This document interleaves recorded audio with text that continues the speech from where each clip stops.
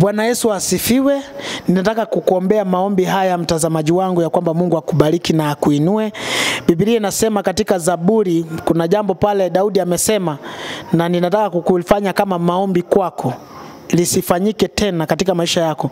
Anasema katika Zaburi 129 inasema, mara nyingi wamenitesa tangu ujana wangu, lakini hawakuniweza.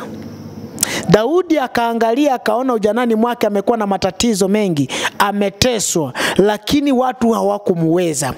Leo hii pia kuna watu ambao wamepitia hali ngumu, wengine bado ni vijana lakini wanapitia hali ngumu. Ninaomba hali hizo zisikuweze. Usiingie katika madawa za kulevya, usiingie, jamii yako isipotelee. Ninakuombea mtazamaji wangu naye nitazama, katika jina la Yesu. Shida zote ambazo walikuroga pale ukiwa mtoto ndio usiweze kusoma, masomo yako yakawa ya mateso. Sasa hivi unatafuta kazi ni mateso, wakati unaenda kwa kazi ni mateso, bado wanakufitinisha ufutwe. Hiyo roho ya mateso ya kutoka ujanani ikakome katika jina la Yesu. Wacha ukawe na neema tofauti sasa. Pokea baraka tofauti. Chochote kilichokuwa kimepangwa kinyume na wewe kutoka ujanani kikafike mwisho katika jina la Yesu. Unapojitafutia maisha, unapotafutia watoto wako, wacha mtu mwingine ambaye ni wakuvuruga amani yako asitokee akashindwe katika jina la Yesu. Jehova akakulinde, Jehova akakufanikishe.